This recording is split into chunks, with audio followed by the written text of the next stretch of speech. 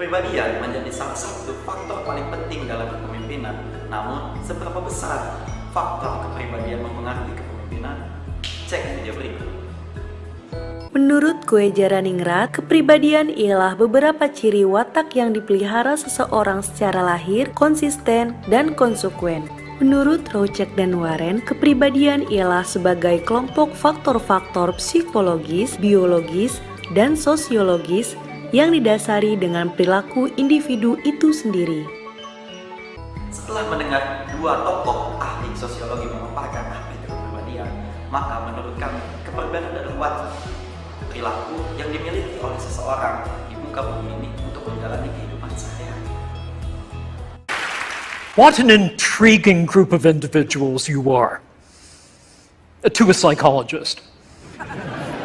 I've had the opportunity over the last couple of days of listening in on some of your conversations and watching you interact with each other, and I think it's fair to say already that there are 47 people in this audience at this moment displaying psychological symptoms I would like to discuss today. And I thought you might like to know who you are. But instead of pointing at you, which would be gratuitous and intrusive, I thought I would tell you a few facts and stories in which you may catch a glimpse of yourself. Menurut Dr. Brian Little, salah satu pembicara internasional di bidang kepribadian dan motivasi psikologi dari Universitas Oxford, dia mengatakan bahwa 47 dari 100 orang di dunia masih belum paham atas pribadinya sendiri dan menyebabkan ketidakmaksimalan dalam memanfaatkan kemampuan dalam dirinya. Dalam ilmu kepribadian dibagi menjadi 3 bagian. Yang pertama kepribadian introvert, yang kedua kepribadian extrovert, yang ketiga kepribadian ambivert.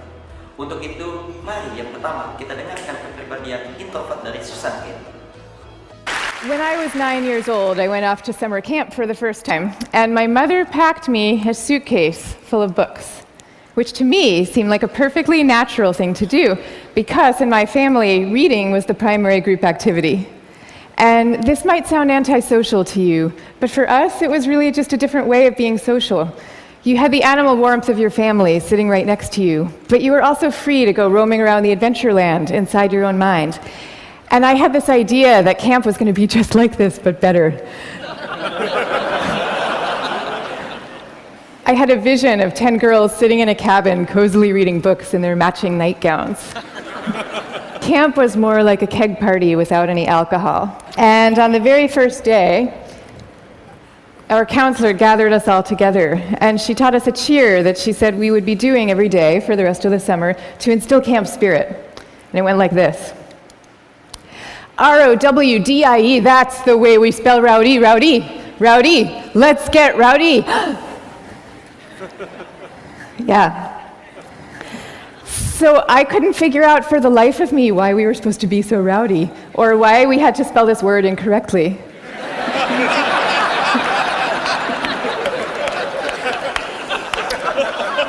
But I recited the cheer along with everybody else. I did my best.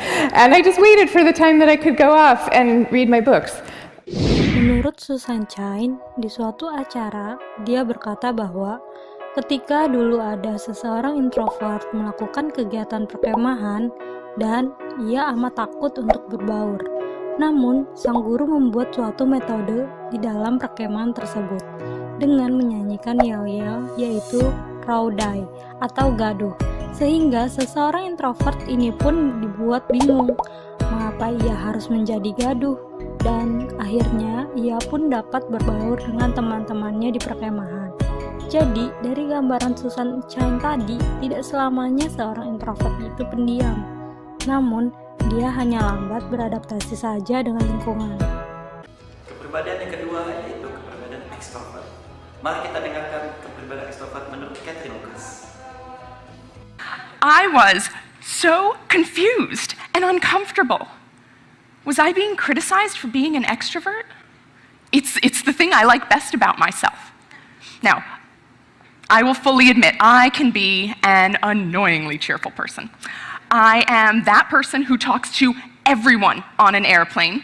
And I seem to have this habit of going to the grocery store and standing in line and just collecting new friends. It's great.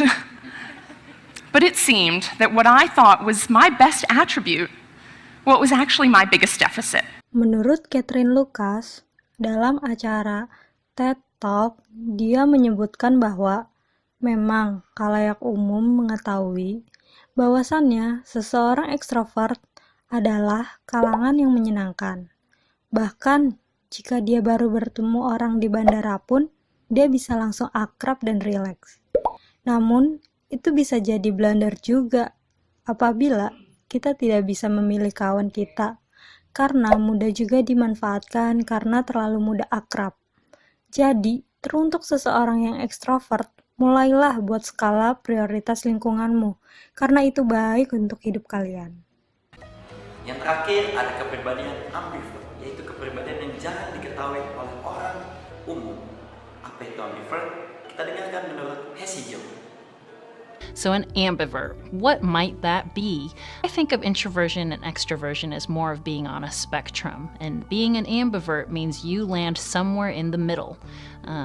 You probably have tendencies of both introversion and extroversion.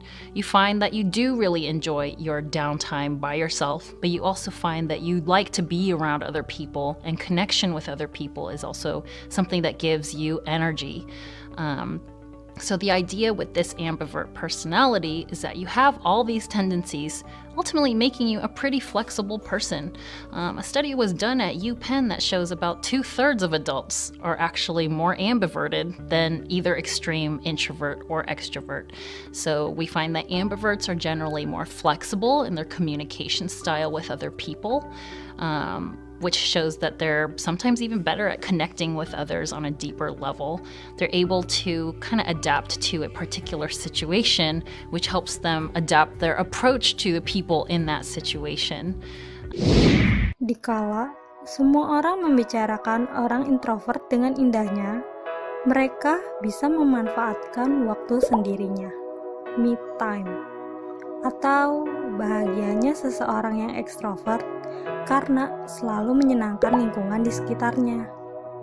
Kita juga tidak boleh lupa akan ambivert, yaitu kepribadian yang digabungkan dari introvert serta ekstrovert, di mana kepribadian ini bukan manusia yang labil akan kepribadiannya.